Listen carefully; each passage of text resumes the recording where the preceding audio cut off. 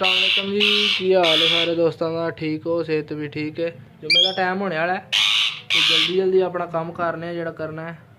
जुम्मे तो पहले फिर जुम्मे की तैयारी करनी है। थैली लै ली है फड़ने वास्ते, पिंजरा ले फड़ने जोड़े अज की वीडियो जी है वो बड़े अरसे बाद मैं यूट्यूब पर अपलोड करन लगा। टिकटॉक पर भी अज दूसरे फ्रेम च वीडियो आवे दी। वीडियो लाइक करो, शेयर करो, और बाकी दोस्तों पसंद आती है तो कमेंट करके दसो कि क्या बनया, कि सूरत हाल तुहानू लगी है। बैटरी भी लो हो गई फ़ोन की। मजीद जोड़ा मैं इन्होंने फड़ना है तो फिर तुहाडे नाल वीडियो शेयर करना। हैगी है ना बड़ी ज़ालम है, दोबारा वीडियो बना रहा है। जोड़ा फड़ लिया, चेक करो, एक जोड़ा रह गया। दूसरा जोड़ा हैंड जोड़ा साडा वो बाहर है, वो पिंजरे च है। कोई बंदा ये ना कहे कि हैंड जोड़ा तुसीं फड़ लिया, ये किया वो किया। बाकी यह जोड़ा जनाब लै चला मैं हूँ तो फिर तुहानू मजीद वीडियो जी है अगली शेयर करना।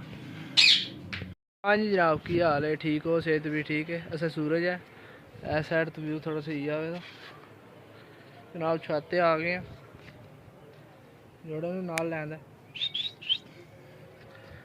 ते टेंशन ही है हुण। बाकी चलो कोई गल नहीं, रब दी ज़ात ने दिते तोते, जिस तरह दिते उस तरह सेम टू सेम वापस कर रहे हैं।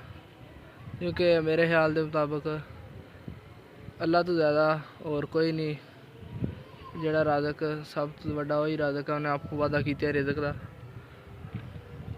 और रिजक सारे उन्हें ही देना है, वो ही वादा है। बंदा कुछ नहीं किसी ने दे सकता, जो कोई भी दिंदा वही दिंदा है, वो तौफीक नाल ही बंदा को करता है।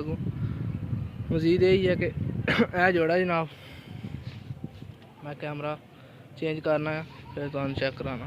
जोड़ा जिदा मैं 10,000 रुपया कह रहा सी सारे दोस्तों, 10,000 इस वास्ते कह रहा सी ताकि दोस्त जोड़े ने वो जिन्हें भी लैना वो ही ले। बंदा जिन्हों प्यार मुहब्बत है, तोते नाल शौक है, जिन्हों जनून है, वो ही इतना खर्चा कर सकता है। क्योंकि जोड़ा आखदा ना शौक का कोई मुल नहीं, उन्होंने ही जनून होंदा, वो ही बंदा केयर कर सकता परिंदियां दी। बाकी आम बंदा आके भी मैं लै लेना, दाने पा दांगा, ठीक है जी, चलता रहेगा निज़ाम, उस तरह नहीं सिस्टम चलता। धुप चढ़ी है जनाब, जुम्मे का टाइम है, जाना शाना हो गई ने, तैयारी करनी है जुम्मे की।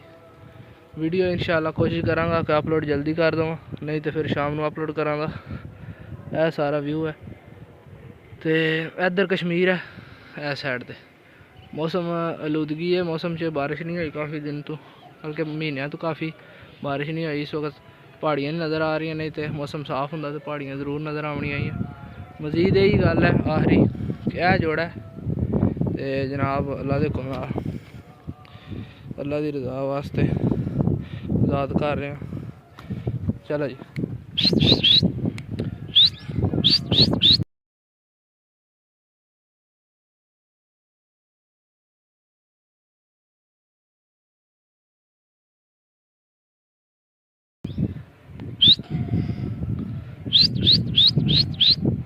ओ जा रहा है जनाब जोड़ा, ये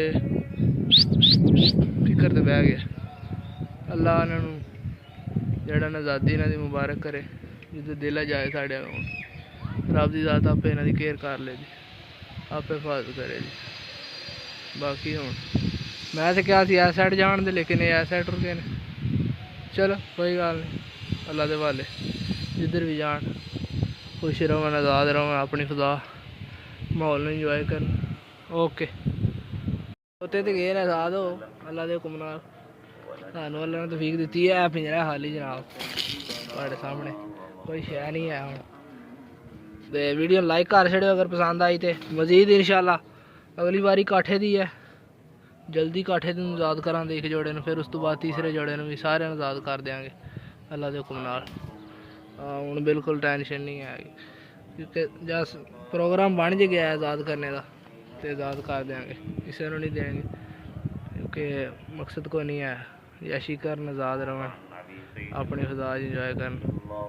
तो लाइक करो वीडियो को, शेयर करो तो कमेंट करके दसो कि वीडियो कैसी लगी। तो काठा प्रोग्राम यही है कि तुम 10,000 फॉलोअर टिकटॉक से कंप्लीट कराओ, फिर ही इंशाल्लाह आज़ाद करांगे। ये काम इतना बड़ा कोई नहीं है, 10 मिनटों का काम है। वीडियो एक बार फारी तो गई तो बस गई, फिर मजीद जोड़ा ओके अल्लाह हाफिज़। ਜ਼ਿੰਦਗੀ ਰਹੀ ਤੇ ਫਿਰ ਅਗਲੀ ਵੀਡੀਓ 'ਚ ਮਿਲਾਂਗੇ। ਅੱਲਾ ਹਾਫਿਜ਼।